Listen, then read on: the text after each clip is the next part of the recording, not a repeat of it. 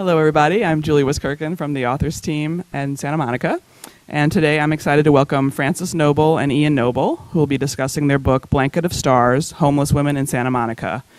Frances Noble is a best-selling author, lawyer, and 35-year resident of Santa Monica. Her previous books include The Chichi Stories and The New Belly Dancer of the Galaxy. And her son, Ian Noble, is an architectural and fine art photographer. Together, they spent a year interviewing and photographing the homeless women in Santa Monica to create this book. Please join me in welcoming Frances Noble.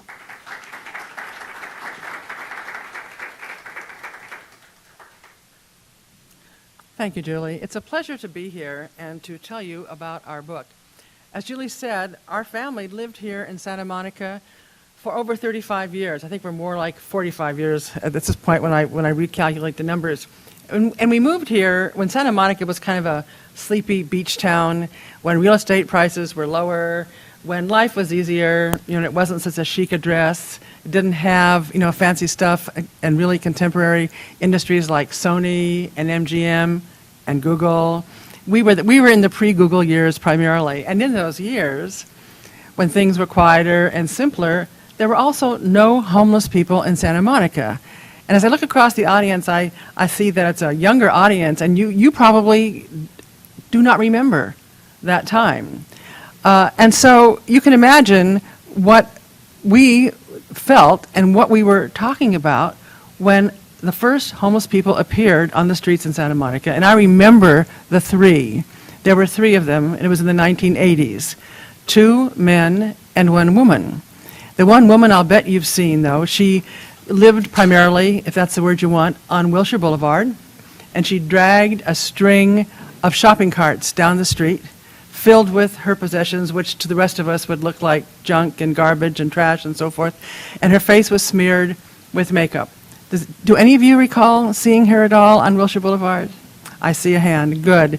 Well, I'm happy to report that she's off the streets now, but she was on those streets for 20 years. The 2 men are still out there, and I see them periodically.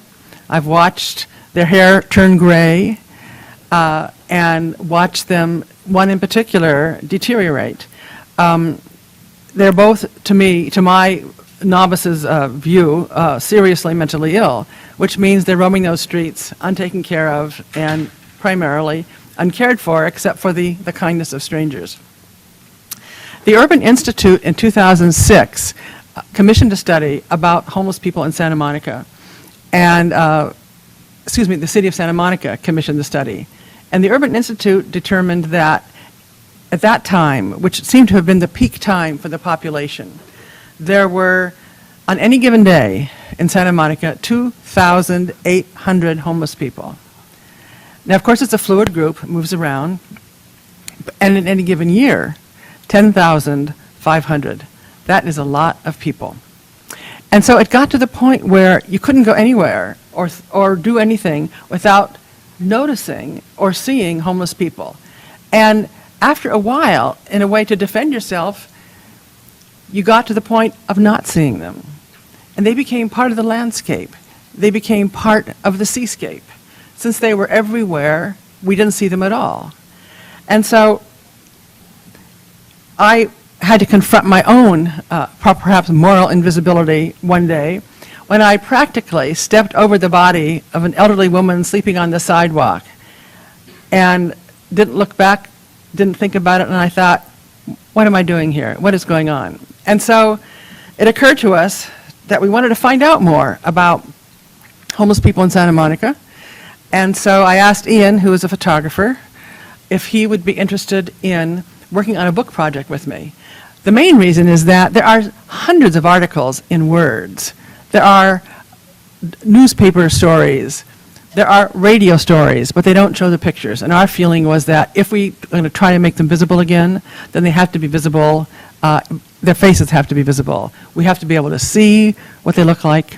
We have to be able to hear their words so that we can rehumanize this very large homeless population. And so in, I think it was November 2005, it takes a while to do the research and do a book, Ian and I decided we would start walking the streets. We had no idea what to expect.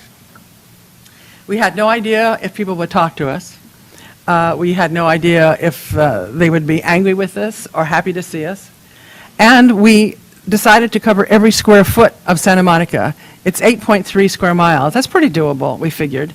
And that's what we started doing, up and down every street, in every park, in every market, parking lot, in every alley. We did these again and again and again. Now, at first, we probably naively thought we could talk to everybody. And we would do this from dawn until dusk and thereafter for as long as it took. Of course, that's unreasonable. In the first place, the crowd's very fluid. The group is fluid. People come and go. And secondly, when we approached certain of the men on the streets, we found that they were not happy to be approached by us. And some of them, frankly, seemed dangerous and primarily unwilling. And so we thought we need to beat a retreat. We really felt as though we had entered into unwelcome territory. So we thought for a couple of days, what will we do here? And decided, well, we'll just go forward and we'll interview and talk to, photograph as many women as is possible. Let me introduce you to some of the women that we met. And if you have seen these women or spoken to them when I show you their photo, let me know. The first one I want to introduce you to is Betty. Betty appears at page 96 of the book, if you'd like to take a look.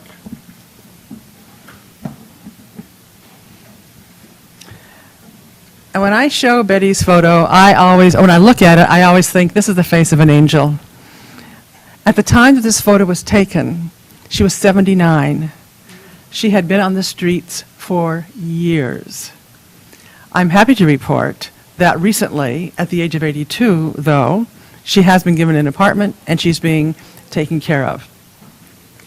When I saw Betty, she was holding and examining one half of a Christmas card. It was a picture of a mother and child, of the Madonna and child, that she had taken out of a trash can. And she looked at it so lovingly. When I asked her if I could talk to her, she looked at me and said, well, do you believe in Jesus? Because if you don't, I really have nothing to say to you. Well, we continued speaking, and she told me that she had this unshakable faith in God, that she knew God would take care of her. Although life had been very hard for Betty. She left her family, her husband, and it seemed like, although she's so delicate in her speech, it must have been because of domestic violence. And that is a major cause of why certain women are homeless. They have to leave their homes to protect themselves, protect their children. It's usually, frankly, in concert with other factors as well, which I can get to in the conversation. Betty told us that when she left, she took her cat, the only thing she had. She's the only one of the family that's left. And when a cat died, she experienced the greatest possible sorrow. And so she went into a downtown women's center, this is in Los Angeles, years and years ago, to recover herself, to recover her strength. And she did. Speaking with Betty was like speaking with a person of great spiritual wisdom. I don't think she knows that she has it, but she is so serene, she's so at peace, she's so free of anger or fear that it really was inspirational. Now, I'm not a Pollyanna. Not every woman we met on the street was like this, but I can say that she was, and it was really a pleasure to meet her. I had seen Betty on the streets about 8 years before. She was walking along Wilshire Boulevard, walking along the gutter in Wilshire Boulevard. And at the time when the influx of homeless people was getting greater and greater. And I did try to speak to her then, and she just looked at me without interest. And so, I backed off. I was very happy to see her again. In fact, I had been looking for her for years. So it was like a found treasure to see her again. I just have to read you a couple of Betty's words because I personally find them irresistible. And you can take them as metaphorical or literal, however you want. But the few phrases really give the key to her personality.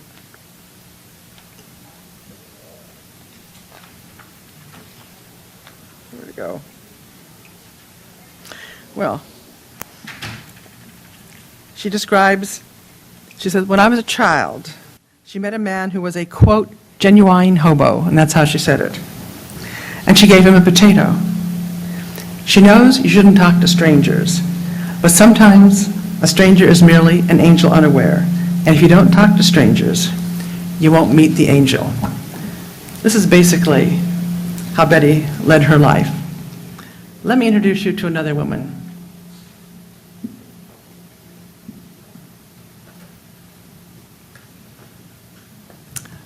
Now this is Lidy. Ian and I met Lidy one lovely, bright day when she was sitting on the grass outside Sears department store on Colorado Boulevard, writing furiously in legal pads. And when I approached her and asked her what she was doing, could I talk to her, she told me she was writing to her various lawyers to try and bring the various lawsuits that she felt she had coming to her. One of the first things I noticed about Lidy was that her pupils were hugely dilated, suggesting, the obvious use of drugs, use of alcohol, although I didn't have any, more particular proof of that. Lidy told us a number of things, that she had a grandmother who was 106 and not a gray hair in her head, and yet she looked, or a mother who was 106, and yet she looked maybe late 40s. It's hard to tell sometimes. That she had children that she wasn't getting child support for, and then she describes her adult children. That she was a member of the Retail Clerks Union, having worked for Rite Aid, formerly Thrifties, she told me. That part, she sounded pretty accurate about that. I mention these various things that she told us because when we spoke, because I want you to know that when we spoke to homeless people, homeless women, we didn't examine them, we didn't question them, we didn't cross-examine, we listened.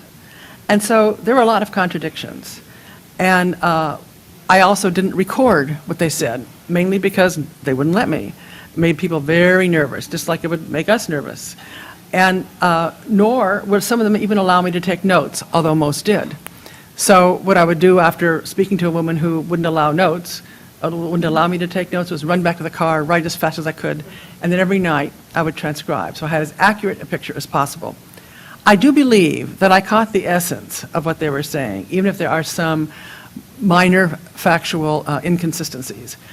Because what we're looking for is, the essence, the soul of the person.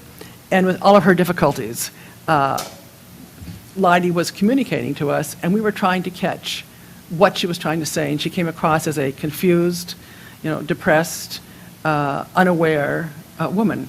I don't know where she is today. I haven't seen her in a long time. Lidy was at page. Well, we don't need to worry about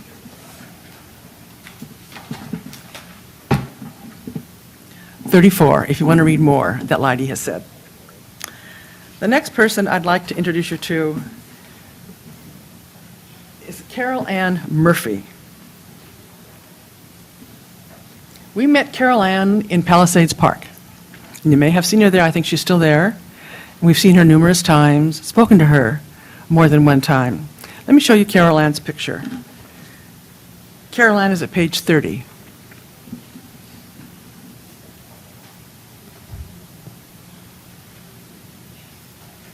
Obviously, the first things you notice about Carol Ann are that she's unkempt, she looks suspicious, she looks wary. Carol Ann sat in the park and still sits in the park day after day. She's usually with her shopping carts full of stuff, and she gets very, very anxious when people approach her. When I spoke to Carol Ann, I could barely follow what she was saying. Her speech patterns were so disordered, which I assume reflected her mental patterns. Verbs and subjects didn't agree, and she would leap from topic to topic, and I could barely follow what she was saying. I wrote down as fast as I could those words. I think she said something about multiple husbands, multiple children. But once again, the gestalt, the essence of that woman came through. She's extremely confused. She's extremely unwell.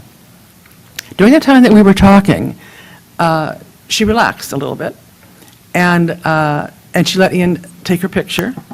By the way, we never took pictures without specific express permission from anyone that we actually spoke to. And it was really quite charming. Carol Ann, who obviously lives in her own world, looked up coyly and smiled and was thrilled to have her picture taken. There was something quite charming about that. We don't... Who are these women that we're meeting on the streets? I don't want to say something so simple as that they're just like us, but in many ways they are. And I say not like us because they're poorer, they're homeless. Many of them deal with very severe chronic mental and physical illnesses. We're fortunate for the most part. We don't have to deal with that. But on the other levels, we are really quite the same. When someone asks you if they can take your picture, you don't crouch in a doorway. You don't look as bad as you can. You look up and you smile. Every one of them did the same thing. It was very charming. Another thing, sometimes we encountered women who seemed so severely mentally ill that they couldn't know where they were. I direct your attention to the two large photos on my left. You can see those women there. The one on the far left, believe it or not, the one who was crying out, we saw in Palisades Park, she wasn't making any noise. Can you imagine? She was a beautiful woman. She still had the hospital bracelet on her wrist. She was in such tragic condition, and she should be in a hospital. And the other one, we saw on the promenade. And she was running up and down the promenade, the woman in the sweatsuit, grabbing at people's purses. At first, we were reluctant to go up. I mean, what if she starts grabbing at us? We don't want to be in a spot where we have to, push back or whatever.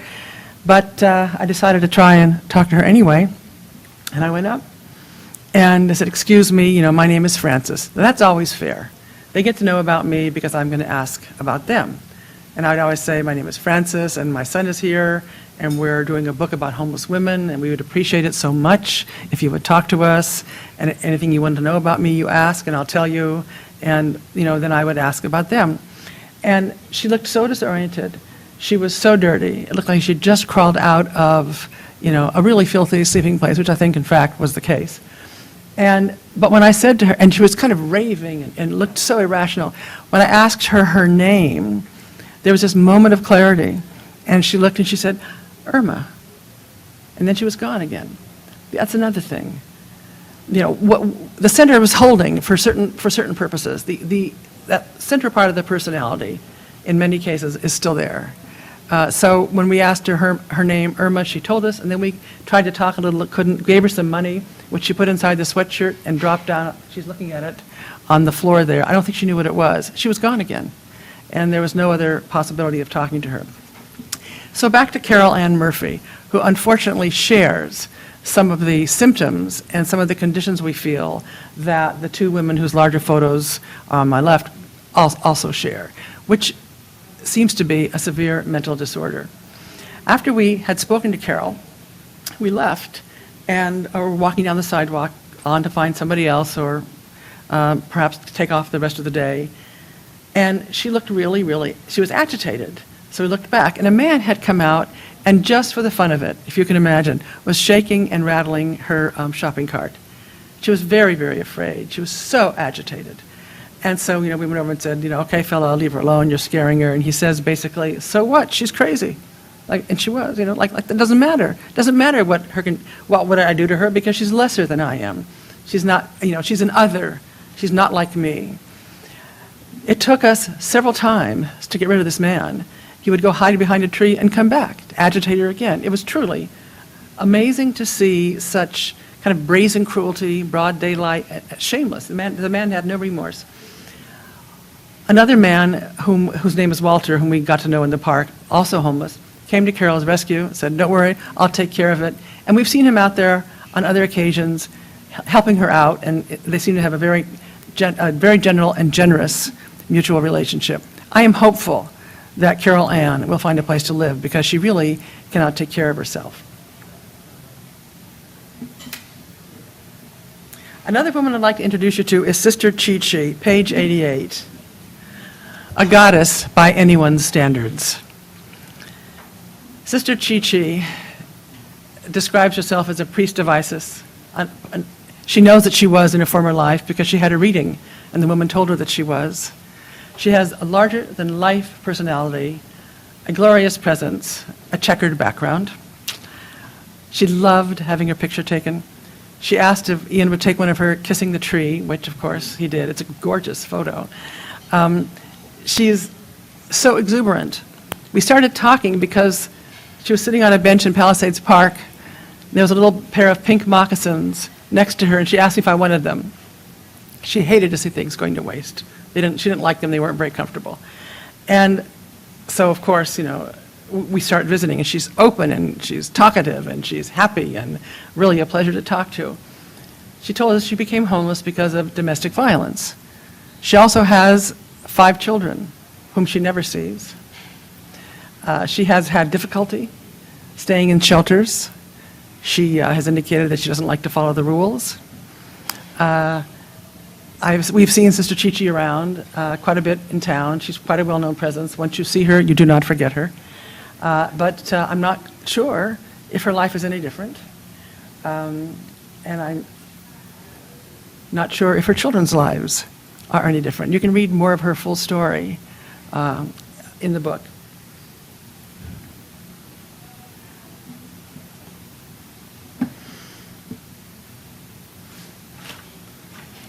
Nell is on page 66. And if you've walked down Wilshire Boulevard in the last few months, between Ocean and 2nd, you have seen Nell. She sits in front of Hennessy and Ingalls in a wheelchair, and she panhandles. And she's adorably sweet and modest and unassuming. And I thought she would have housing by now, but she doesn't. We met Nell in Palisades Park.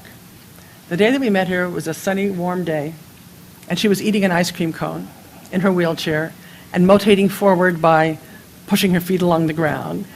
And after she finished the ice cream cone, or what she was going to eat of it, she moved forward in her wheelchair and put the rest of the cone in the trash. And I thought to myself, good citizen. And then she moved back, and she appeared to be falling asleep in her wheelchair on the sidewalk. And she went forward more and more, and her head dropped more and more, and I'm standing back, kind of patiently, respectfully. I'd like to say something to her, but I don't want to interrupt or interfere.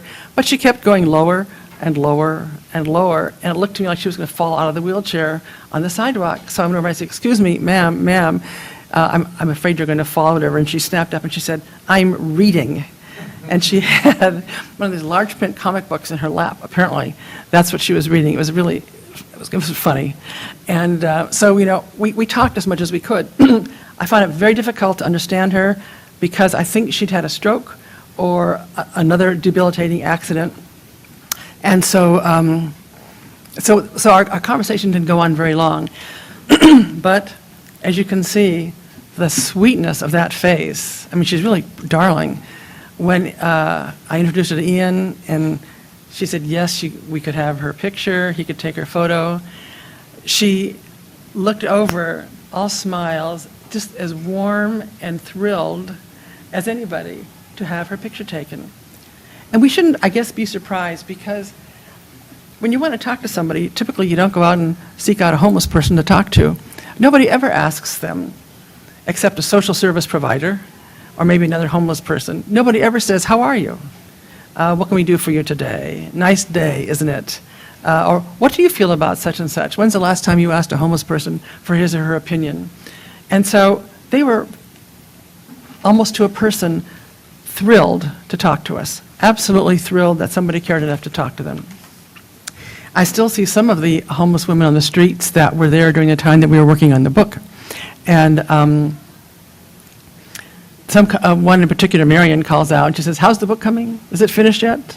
There's Linda on the promenade who said, "When do I get a copy?" And I actually took one down to give it to her, and I couldn't find her, but I'm sure our paths will cross. And there was darling Janine, who we met on the beach one day, who, as we're leaving, said to Ian, "Now you take care of your mother." I mean, these are, and I would say that Janine was had a very difficult life. She was very young, and she seemed very impaired to me, and yet she seemed like she had been a very well brought up girl. She had lovely manners, and so she, communicated this well wish. And then there was Star.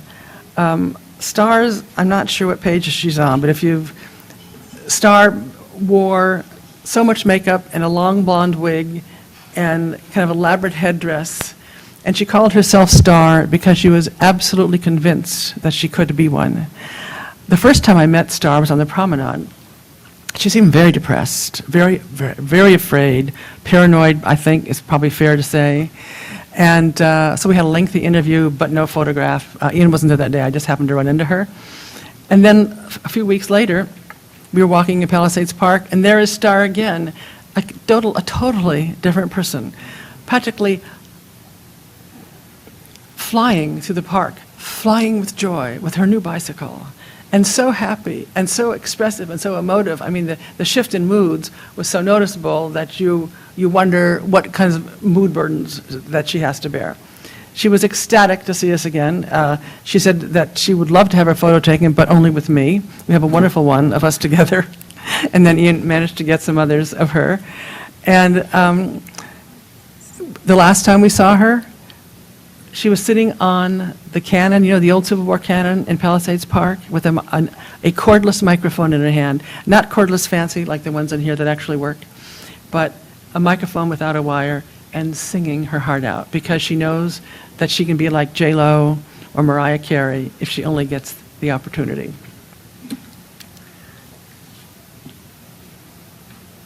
And let me introduce you also to Glory, page 76. Glory is one of those women that is older, like so many of the women that we met on the street. And what a surprise to think that this is the way you're going to spend your old age. Glory had a career as a nurse's helper, as I think she told me. It was difficult sometimes for me to follow what she was saying. But she was a magnificent presence. She had a great sense of herself, as you can see, a very powerful personality that demanded respect and observance of whatever particular customs she was going to enforce at the time. And of course we, as usual, let her determine the course of the conversation. The city of Santa Monica was as surprised as anybody when the homeless people first appeared on the streets. And at first, and I read 25 years of newspaper articles to do some background work for this book, as well as doing a legal review, all the laws that pertain, as well as reading medical journals and sociological journals, et cetera, et cetera, et cetera. But I remember some of the earliest articles about the city of Santa Monica saying, in effect, we got a couple of homeless people here. Well, let's give them some job counseling, and that should take care of it. And we're going to, I think the figure was $85,000 this year for that. If you've ever spent time online looking at the city budget, you know that it's up in the tens of millions now, and we still have a lot of homeless people. The city had to learn, like everybody else, what to do about this problem. And so from just assuming it was an employment issue, like, well, so-and-so lost his job or she lost her job, it's rough. And so she couldn't make the mortgage payments, or she was living paycheck to paycheck, no family around, these things happen. But that hasn't been the case for the population of homeless people, those long-term homeless people, the chronic homeless, I believe they've come to be called. So the next kind of program that the city used, and it was, I think, probably state-of-the-art at the time, or at least it met the highest standards of what the information was, the available information was at the time, was called the continuum of care.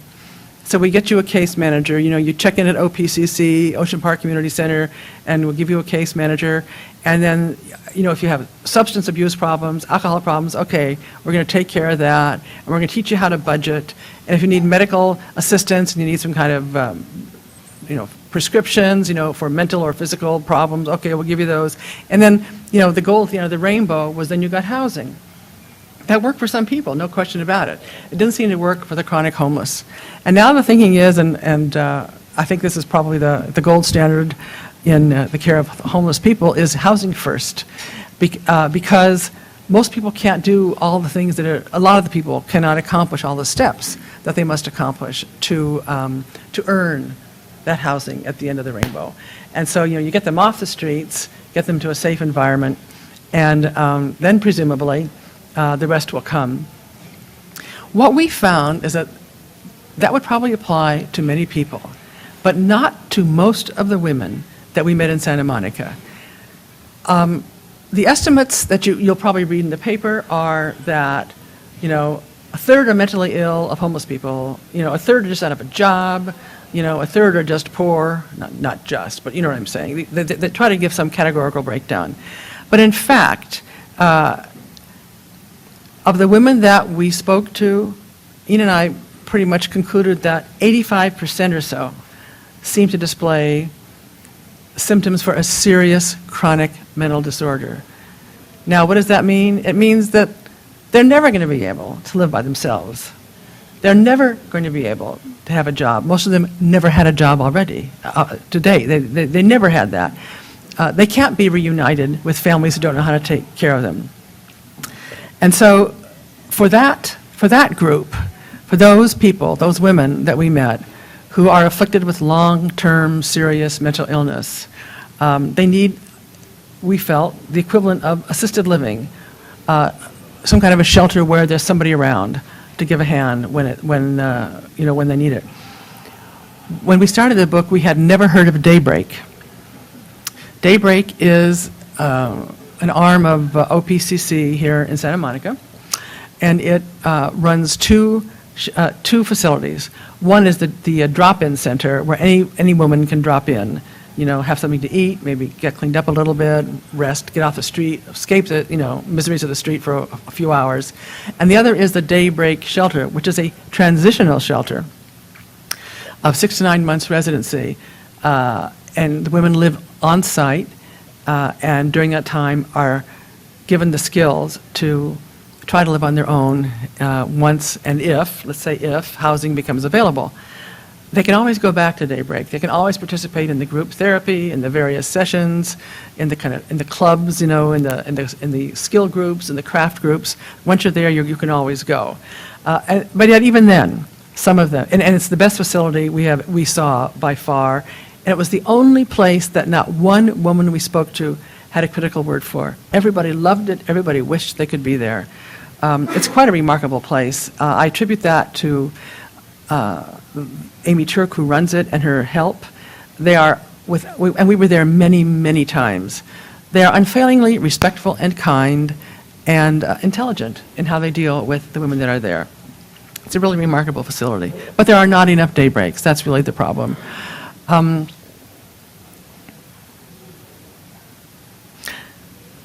Santa Monica has really rolled out the carpet for homeless people in a very generous way, but it's the only political entity in LA County, of which I think there are 88 different cities, which has taken its responsibility to heart. Now, there are things about the way they run their programs that Ian and I would have, perhaps comments on, but to be fair, it's the only one that says, this is our social responsibility, how are we going to take care of it? And they, allocate generous amounts of money to try to help their homeless population. Some of you may have been aware of the $100 million of the LA County Board of Supervisors earmarked for 5, I think it was, organizing centers in various cities throughout LA County. It is my understanding that because of so much resistance by the 5 locations that were chosen, none of that money has been spent. But that appeared in the paper. Wonderful, my God, we think, $100 million. This is going to help solve the problem. But as far as I know, it probably has never moved from any one account to another. And of course, there isn't any money now, is there? And so, that kind of thing didn't really come to pass. When there are so many competing social needs, it is very difficult to believe that one social problem will be solved. And on realistic days, we don't believe that. It is known we know how to do it. The people that give the care know how to do it. But there, at this time, isn't money or the political will. I mean, the same can be said for, our school systems. There's so many areas that require attention, and they won't be getting the complete attention that they require. Nevertheless, one thing that was said to me both of us went during our research was that, as long as you cure homelessness one woman at a time, and we were just talking about the care of women, that's how you progress. I think that is a good way to look at it. There's some photos here on my left that I wanted to point out to you, identify them for you. Ian Noble took them. These are mainly his night shots. I didn't go out at night, and he went out. I did. He was out all night, many nights. Watching what was out there. This first one was taken in front of the Christian Science reading room, and we actually gave them a copy of the photo. It takes a few minutes, a few seconds, for your eyes to focus to see that there's somebody sleeping there in front, hopefully in the protection of a religious sentiment. One hopes. That's on the promenade in Santa Monica. The next photo was also taken on the promenade. I think it's a great shot of a woman reading a book in the middle of the night by the light of one of the store windows. The next shot was taken on Santa Monica Boulevard. You don't have a bed, so you make yourselves into a bed. This enterprising couple, they had, I think, a flat sheet and a fitted sheet, just like you have on your normal bed, and each one of those sheets is wrapped around the person. You become invisible, you hope, at least, you feel protected. And then we have Irma and the other woman, and then down the way, she was sleeping in Palisades Park. She appears to be wearing a blanket made into a jacket. And the arms are made out of tying parts of the blanket with string. We saw numbers of those blankets throughout the city during the time that we were writing the book. And I believe that some agency, handed out blankets during the cold part of the year. And she made hers into a coat jacket. The next photo is the poor woman sitting at Inspiration Point, bent down, looking like she's experiencing some sort of despair, if her posture is any indication. And the last one is on 2nd Street at the Knoll Chair Store. And once again, it takes a few seconds to look, to see the person sleeping just outside the light. People say, well, if there are shelters, why do some of these women stay outside and not go into the shelters? And let's assume, for purposes of the discussion, that there are shelter beds. Well, we were told many, many times, as a matter of fact, it was a constant theme from the women we spoke to, almost regardless of their mental condition, that they didn't like the shelters because they're very noisy, which was frightening. Some of the men there, they felt were dangerous. They didn't want to be around them. And, who wants to sleep a few feet away from somebody that you don't know if they're crazy or violent or whatever? And so some of the women stayed away from the shelters. It's not that they were ungrateful. It's that they wanted to take care of themselves. They can be frightening places. And I was talking to, I think, retired city attorney from Santa Monica, saying, well, would you want to sleep in a shelter? Actually, no. He said all they would like is a small room of their own, assuming that they're well enough, to take care of it.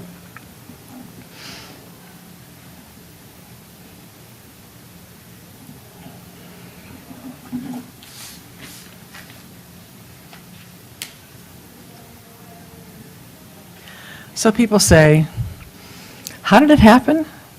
How did this happen? Well, you can see some of the reasons just from the stories of some of the women that I've told you about today. The mental illness. And there's a period in this country when there was a deinstitutionalization of the mentally ill. They were moved out of mental hospitals, supposedly into community care centers, which of course were never funded. As Daniel Patrick Moynihan said at the time, we're capable of doing this and we do it with regularity. Congress failed to take care of the problem that it said it would take care of. People were first moved away from the mental hospitals in the 60s and the 70s. They were terrible places. People were not treated Often they were just drugged to control, really aberrant or violent behavior. And the kinds of fancy psychotropic drugs that we have today did not exist. I mean, one can appreciate the quandary of people who are trying to take care of severely mentally ill people. Nevertheless, a bad situation all around. And so there was the deinstitutionalization that was pushed by many people in the 60s and the 70s who were trying to break away from other perceived authoritarian structures. The problem was there wasn't much to replace it with. We didn't, the society didn't fund better care. And so what you had is what we see on the streets today. We see people who, are out of a mental care system and free, but what are they free to do? They're free to go to roam through a garbage can. They're free to sleep in any doorway that they want. There's a lot of discussion legally as well about what kinds of restrictions should be put on a mentally ill person. California law for many years only allowed involuntary commitment if the person was an immediate danger to him or herself or to another, which didn't really allow for evidence from those people who knew the mentally ill person best about a whole series of events, perhaps culminating in something, or other kinds of behavior being told to the court, which would clearly indicate, a severe mental illness.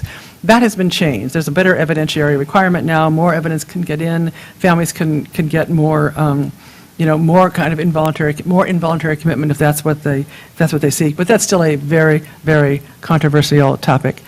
If I had asked, we did ask some of the women that we spoke to, what would they like, where would they like to be? And I don't think either of us had the courage to ask any of them, would you prefer involuntary commitment? We know the answer. It would have been no. So I mean, it's a very difficult subject.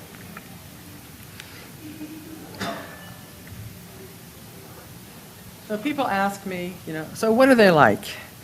And what are homeless people like? What are homeless women like? Well, it's very difficult. It's very difficult for me to give a short answer in a sentence or two, but let me just read you a few paragraphs in the beginning of the book, which I think sums it up, at least from our point of view. They sit on the grass under trees in the parks. They sit in filthy cars in front of City Hall. They sit on benches, park benches, bus benches, benches on 3rd Street Promenade, benches on the pier. They stand in doorways, they sleep in doorways. They rummage through trash cans, they panhandle, they visit with friends. They move around, walking, shuffling, staggering, often looking down, usually alone, burdened by bags and backpacks, pushing shopping carts, spilling over with their possessions. They are distressed, calm, disoriented, rational, incoherent, articulate, filthy, clean, angry, forgiving, pretty, plain, resigned, hopeful, brave, afraid, unspoken to. They write poetry, they paint, they drink too much, they use drugs, they're sober. Their families don't know where they are. Their families kick them out. Their families want them to come home. They come from far away, they are homegrown. They appreciate the kindness of strangers. They want to be left alone. They're ex-cons, they're churchgoers, they're old and they're young. They hate the cold, the rain, the wind. They stay out of the heat of the sun. They don't trust the police. They had a job once. They never worked. One grabs the people as she walks by. Another howls silently. Many talk to themselves when they think nobody's listening. They're always poor.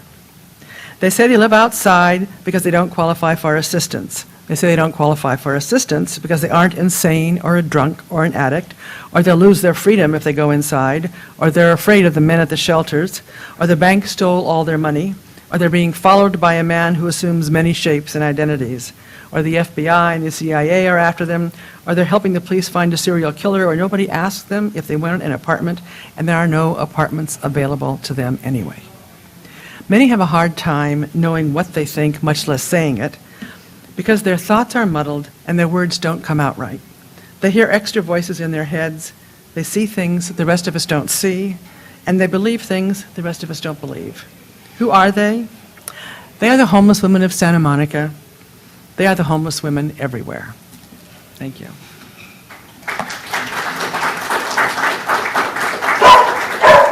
Thank you. I take that as applause. Does anybody have any questions for Frances, or her son Ian, the photographer, is here as well? Anyone?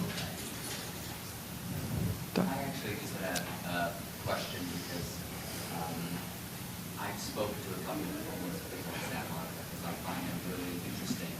And I wanted to just see if your take, though, was, if you found this to be true. I think the thing that everybody is fearful about talking to these people, even though they might look fascinating and see that some of these people are highly intelligent and creative, but there's always the fear that they are gonna be nuts and they're gonna go off on you and go crazy. I mean, is that often the case, or do you think it's not so much the case when you talk to them? Well, as I said,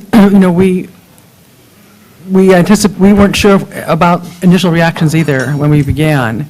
And what we found among the women was that there was really no need to be anxious or afraid. And there was only one woman I spoke to whose face completely changed expression, and she was going into a psychotic episode. And I stepped back and gave her space, but it didn't accelerate anything. And I said thank you and goodbye. But by that time, we'd had a lot of experience. We spoke to hundreds of people. Not all of them, of course, got in the book. But as I mentioned, an untreated, seriously mentally ill male is a different person from the counterpart who was a female, and so we were wary, and that's why we stopped, interviewing men. We were out so long too that we got to the point where we could pick out the most subtle body language and think and see that somebody was homeless and they were trying to hide it, or they didn't, and in those cases we were hesitant to go up sometimes because we didn't want to embarrass them and make them feel. But you could tell certain things, the way a person walked, all sorts of things, what their feet looked like, and it got to the point where we had a pretty good read on the person's personality. What's the police like? The police, what are their sort of instructions on how to deal with the homeless? Well, there's a liaison, a homeless liaison in the Santa Monica Police Department. What we heard from a lot of the women was that they felt uncared for by the police or hassled. The city is a little bit schizophrenic in its approach sometimes. There are these extraordinary programs which are online, so anyone can read what kind of care or services are available for homeless people. At the same time, there are signs in various businesses' doorways, "Don't sleep here." And if somebody sleeps there in violation of the warning on the sign, the police can pick them up. There are other places where sometimes people are sleeping, excuse me, which, I'll show my bias. Like in the industrial section, there's nobody there. That doesn't really seem to be a problem, where the person will be told in the middle of the night, get up and move on. So I think it's not the easiest relationship. I also understand that the police probably spend the huge percentage of their time on problems, quote unquote, created by homeless people. So that's an issue for them, I'm sure. It's a complicated matter. My sense is that, probably more, my sense is that most of the women don't feel that the police are their ally. That's my sense. So I've got a question for you. Well, first, thanks so much for making visible and pursuing this project. We really appreciate it. Welcome. And a question for, I think, Ian and for you both is, what do the subjects of your photos think, and have you had a chance to share with them? I know you talked a little bit about it, but They all really love it. It's very touching. You don't always know if that will be the case, even if you went forth with permissions and signed releases and all that. There are times when people say things and then when they look back, they didn't quite fully understand that would be made public. And yet, we've had a very, very positive response. We spent more days at Daybreak again, for example, giving books to the women there. They're so pleased. One woman said, "Look at this picture. It made me remember that I used to smile." It was touching. And we feel that we have a very good relationship with the homeless community.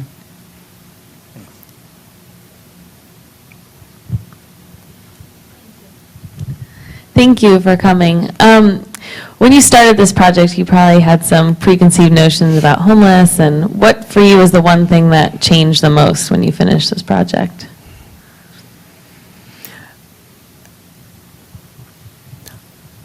I feel, well, I didn't know what to expect. I don't think Ian did either. But I feel that I understand the population better. And it was a huge educational experience. And we spoke to not only homeless people, we spoke to people in the city, we spoke to citizens, we spoke to social service providers, psychiatrists, everybody you can, think about to try and get a complete picture. The main source of information, frankly, though, was the women. I mean, really, there's no question about that. I just feel comfortable with the idea of them.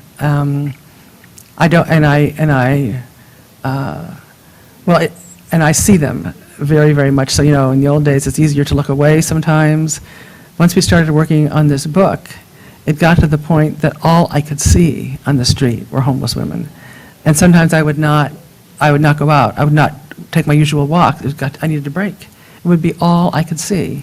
And so it certainly increased my information and my knowledge about a part of humanity I didn't know too much about.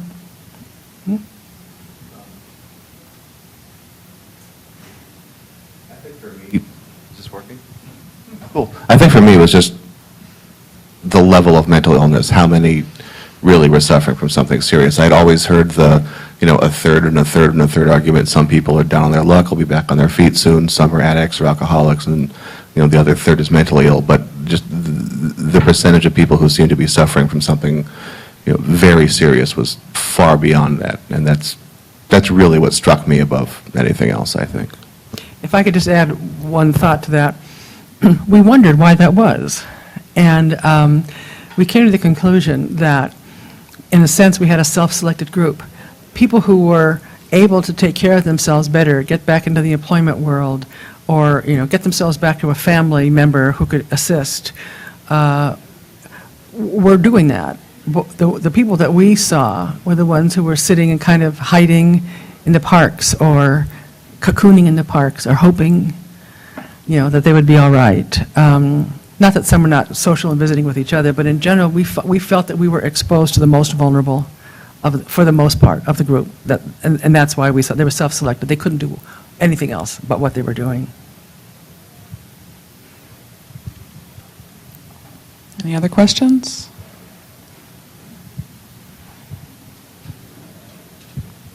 You talked about some of the issues that were keeping them away from shelters. When you were speaking to people who were, involved in shelters, did you get the sense that they all, understood that and it was simply an issue of funding, of administrating, or that they didn't, fully understand the sort of issues that were,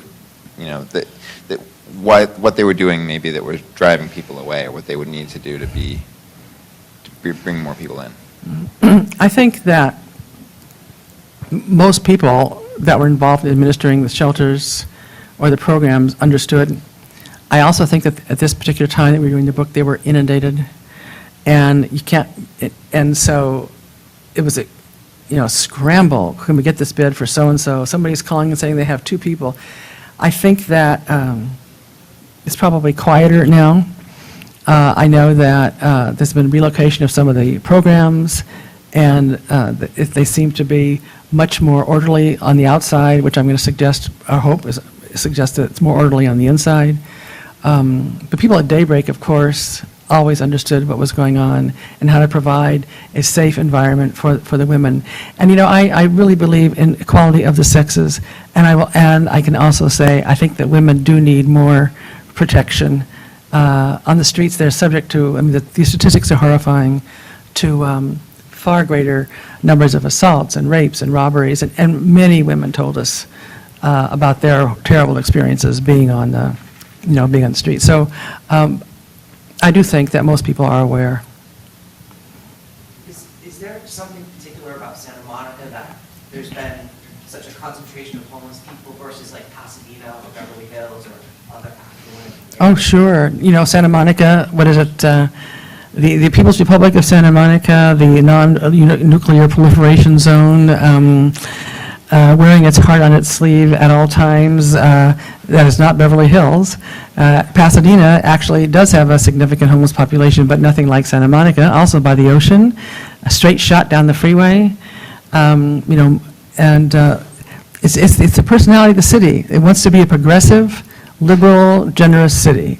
That's look at all, as I know you all know, when you read the newspapers, the arguments that go on in the city council meetings and so forth, that's how they portray themselves. Beverly Hills, I think it just doesn't allow it. That's my understanding. I'm not sure exactly how they do that, but, if you had a choice of going to Beverly Hills or here, you'd come here, if you're any kind of a knowledgeable homeless person.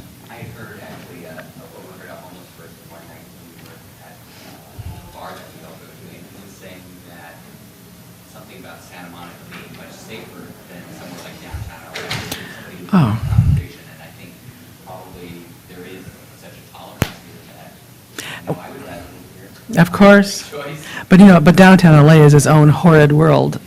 It's terrible. It's very dangerous. Skid Row down there is truly a terrible, terrible place. That is not the case here. It is much safer here, and there's no doubt.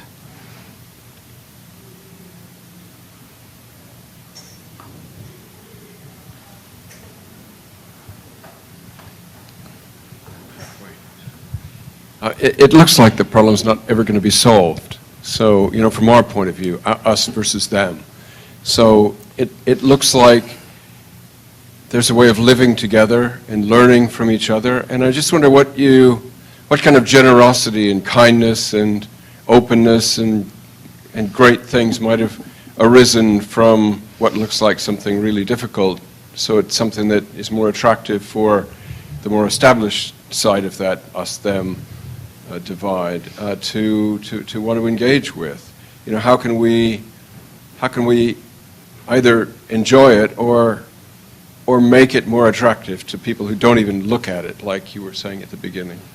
Well, I guess education is part of it, isn't it? Learning more about people so that they're not other, they're not perceived as beneath us. Anytime we don't perceive the other person as an individual human, it's very easy to be cruel, to unkind, to be oppressive, as we see around the world every day. So that's one. Education, of course, is one way. I guess how do we learn more about homeless people? I guess volunteer at some of these organizations that offer care to people. That can be very rewarding. And on a more specific basis, or in a more specific level, I guess, people say, well, should we give them money? Do you give them money? And I said, of course, always. If there were a place for everybody and people just refuse to go, I probably wouldn't. But I know there isn't. I know there are not enough places to live. And as one man said, anything that makes the sidewalk softer. That is a very touching phrase to me. So, and saying hello, although, I do not, it feels natural to me now because I know some of them and because I've worked on this project for so long, I'm not uncomfortable approaching somebody and saying, can I give you a couple of dollars, or how you doing, whatever. But it didn't feel natural at all in the beginning. So I say hello, but maybe you all shouldn't say hello, or you're not ready to say hello, or you know what I'm trying to say? I don't want this forced companionship, but there are various ways compatible with our various personalities and our levels of experience, information. Okay, thanks very much, Francis. Oh, my pleasure. Thanks, everybody, for coming.